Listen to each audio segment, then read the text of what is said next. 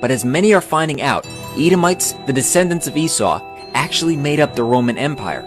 As a matter of fact, the Jewish Encyclopedia also states that the name Edom is used by the Talmudists for the Roman Empire, and they applied to Rome every passage of the Bible referring to Edom or to Esau. Where is Edom today? Esau's land was called Edom. Edom is the country of Jordan and the place of Petra, the city in the mountain. Look at the architecture of the photo at Petra, which is Edom. Notice how it resembles Rome along with many of the structures all over the world.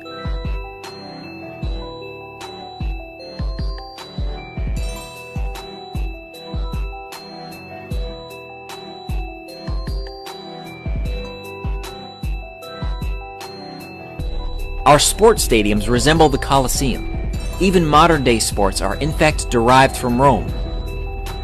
European systems of government are set up like the early Roman Empire, having both Senate and the Republic, local government, and other things as well. Esau's descendants are called Edomites. Later, they're called Idumeans. Idumea or Edom in Hebrew was the region south of Judea, originally inhabited by the reputed descendants of Jacob's brother Esau. Edom was periodically subjected to Judea under David and Solomon the Maccabees, homeland of the house of Herod. There were no natural boundaries between Idumea and Judea, so the borders were always in flux. According to the Jewish Encyclopedia, 1925 edition, in 163 BC, Judas Maccabeus conquered the Edomite territory for a time. They, the Edomites, were again subdued by John Hyrcanus about 125 BC, by whom they were forced to observe Israelite rites and laws of the Torah. They were then incorporated with the tribe of Judah, and their country was called by the Greeks and Romans Idumea. With Antipater the Idumean began the Idumean dynasty that ruled over Judea till its conquest by the Romans. From this time, the Idumeans ceased to be a separate people.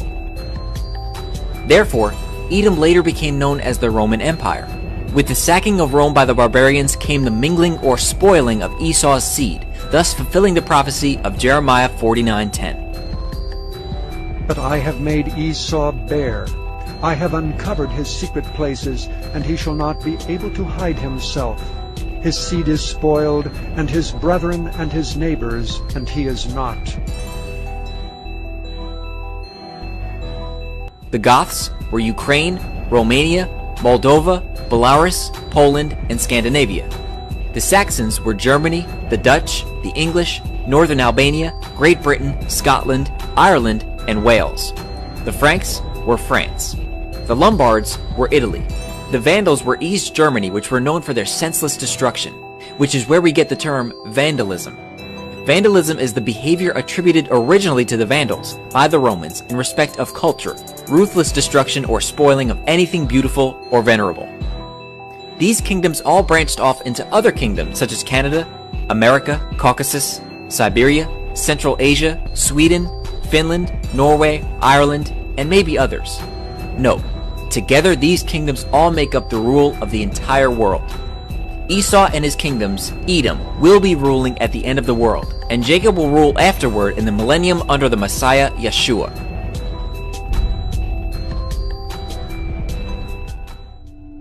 Many Bible scholars teach that the Edomites no longer exist, but Scripture clearly shows them in the last days. Was not Esau Jacob's brother, saith the Lord? Yet I loved Jacob, and hated Esau, and laid his mountains and his heritage waste for the dragons of the wilderness. Whereas Edom saith, We are impoverished, but we will return, and build the desolate places.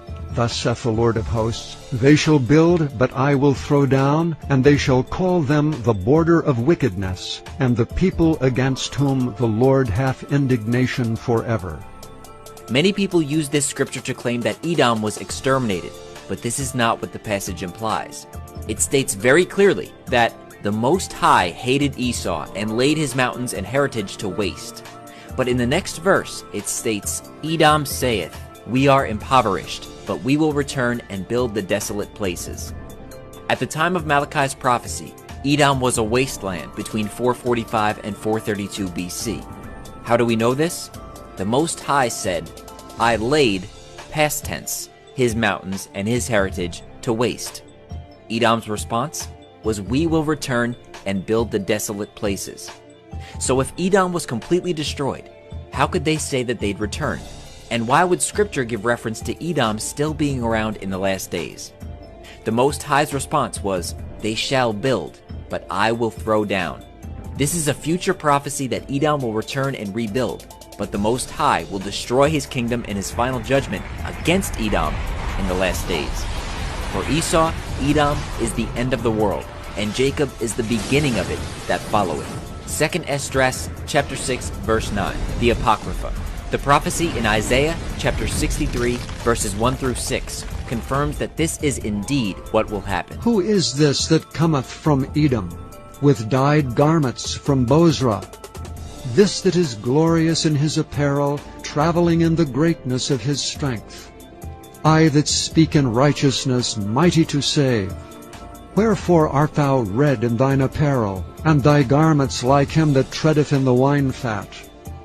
I have trodden the winepress alone, and of the people was none with me. For I will tread them in my anger, and trample them in my fury, and their blood shall be sprinkled upon my garments, and I will stain all my raiment. For the day of vengeance is in mine heart, and the year of my redeemed is come. And I looked, and there was none to help, and I wondered that there was none to uphold. Therefore mine own arm brought salvation unto me, and my fury it upheld me. And I will tread down the people in mine anger, and make them drunk in my fury, and I will bring down their strength to the earth. When the Messiah returns, where does he go, and what does he do? He goes to every place where the descendants of Esau, the Edomites, have set up their kingdoms, and slaughters them for their perpetual violence against Jacob. He treads the winepress, and his wrath is accomplished. Further proof is in the book of Daniel, which states that in the future